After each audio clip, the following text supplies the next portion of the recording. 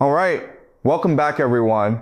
And today we are covering something that will shake you if you remember how America used to carry itself on the world stage. Here is the situation in plain terms. Donald Trump issued a 48-hour ultimatum, and then before those 48 hours were even up, he extended it by 5 days. You are the most powerful man on earth. You have the biggest military in history. You told a country to comply or face destruction, and then you walked it back before the clock ran out. That is what happened this week, and every piece of it connects to a pattern that has been building for over a year. Quick thing before we dive in, to everyone who sent super thanks and joined membership recently, thank you so much. That genuinely helps me keep going. And to the 95% of you watching who are not subscribed yet, come on, it's free. One tap, do it now. Okay, let's get into the video. Go back to the 2024 presidential campaign. The Ukraine war was one of the defining issues of the election, and Donald Trump made one promise over and over. He could end the war in one day. One phone call to Putin, one conversation with Zelensky, and it would be over. Millions of people voted for him on that promise. He was inaugurated in January 2025. The war kept going. The Kiel Institute for the World Economy, which tracks international military assistance globally, found that U.S. support to Ukraine fell by roughly 99% in 2025 compared to the year before. Russia seized more Ukrainian territory in 2025 than in any previous year of the invasion. Civilian casualties went up. The New York Times reported in February 2026 that the war had worsened for Ukrainians, despite everything Trump had promised. That was not editorial opinion. That was what reporters on the ground were documenting. Trump entered 2026 carrying that broken promise, and it sits underneath every move he has made since. In the summer of 2025, Trump went public with real pressure on Putin. Agree to a ceasefire or face massive new sanctions and 100% tariffs on any country still buying Russian oil. That means simultaneously threatening China, India, and every nation dependent on Russian energy. Trump arranged a face-to-face summit at Joint Base Elmendorf-Richardson in Anchorage, Alaska on August 15, 2025. Before that summit, Reuters reported something revealing based on sources close to the Kremlin. Putin doubted the potency of Trump's ultimatum. That is the specific word Reuters used. Russian officials believed Trump would not follow through, and Putin remained focused on fully seizing 4 Ukrainian regions before considering any settlement. The summit happened, no ceasefire deal materialized, no agreement, nothing to show for the flights and handshakes and cameras. Trump arrived with an ultimatum and left without a deal. The Kremlin's read had been accurate from the start. Remember that, because the same pattern is about to repeat itself. February 28, 2026 is when the shape of this whole story changes. The United States and Israel launched major strikes on Iran. Russia condemned them almost immediately in language that reached the upper limit of diplomacy. The Russian Foreign Ministry called the strikes a pre-planned and unprovoked act of armed aggression against a sovereign United Nations member state, and warned that they risked a humanitarian, economic, and potentially radiological disaster. Iran's response landed in the global economy in a way that could not be ignored. Tamak has effectively closed the Strait of Hormuz, announcing that ships could pass only if deemed non-enemy vessels. Roughly 1/5 of all the crude oil traded in the world flows through that narrow passage. China depends on it. India depends on it. Japan runs a significant portion of its economy on energy that flows through it. Europe was already stretched thin from Ukraine.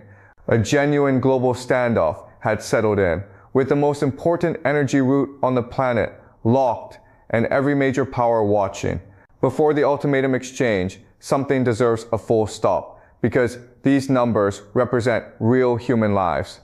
By March 23rd of 2026, roughly 3.5 weeks into the conflict, the death toll based on Associated Press tallies had reached over 1,500 people killed in Iran, more than 1,000 killed in Lebanon, at least 15 killed in Israel, and 13 United States military personnel dead, Millions of people in Iran and Lebanon had been displaced from their homes. Over 1,500 Iranians dead in 3 weeks. 1,000 Lebanese, 13 Americans, millions forced out of where they lived. Those figures sit behind every policy calculation and diplomatic statement that follows over the weekend of March 21st and 22nd of 2026. Trump escalated in a way that pulled the entire world's attention to a single deadline. His public statements and social media posts issued a 48-hour ultimatum to Iran. Reopen the Strait of Hormuz, or the United States would obliterate Iran's power plants, starting with the biggest one first. Obliterate is not a word chosen casually. And starting with the biggest one first was a specific escalation signal, meaning any response would be methodical and complete rather than limited. Analysts immediately focused on the Bushehr nuclear power plant as the most likely target, the largest facility of its kind in Iran. But here's what changes the calculation entirely. Russia built Bushehr. Russian engineers designed it. Russian personnel were stationed inside it. And Moscow had tied real diplomatic prestige to that project for years. When Trump threatened the biggest power plant first, the Kremlin understood exactly what those words might mean. Dmitry Peskov speaks for the Russian government in official matters, and what he said circulated through every major newsroom on earth. His statement, essentially verbatim, we consider strikes on nuclear facilities to be potentially extremely dangerous and fraught with perhaps even irreversible consequences. In the vocabulary of international relations, irreversible does not mean costly or inconvenient. It means events that permanently alter the situation. Things that cannot be walked back. Outcomes that reshape the world in ways no party can repair after the fact.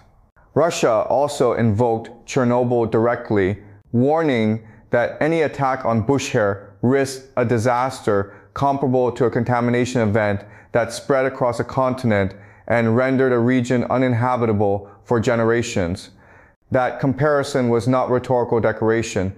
It was Moscow making sure the audience understood exactly what category of consequence they were describing. Iran matched the language. Mohammad Baghur Ghalibaf, Speaker of the Iranian Parliament, announced that any American strike on Iran's infrastructure would make energy and oil facilities across the entire Middle East legitimate targets, not just Iranian ones. He added the damage would be irreversible. Two governments, Russian and Iranian, reached for the same word within days of each other. That alignment was not coincidental. Oil markets responded immediately. Brent crude spiked to roughly $114 per barrel. For anyone who has paid $4 or $5 at the pump, that number translates directly into gasoline, heating costs, shipping, and nearly everything those trucks and planes carry across the country. The 48 hours ran down to zero. No strikes on Iranian power plants happened. On March 23rd of 2026, before the original deadline expired, Trump announced he was extending the ultimatum by 5 days, saying the military had been ordered to postpone strikes while a diplomatic opening was explored. He described very good and productive conversations. Iran's government and the IRGC responded almost simultaneously, and their account ran in the exact opposite direction. What conversations? They asked. There were no talks with Washington. Nothing had been negotiated.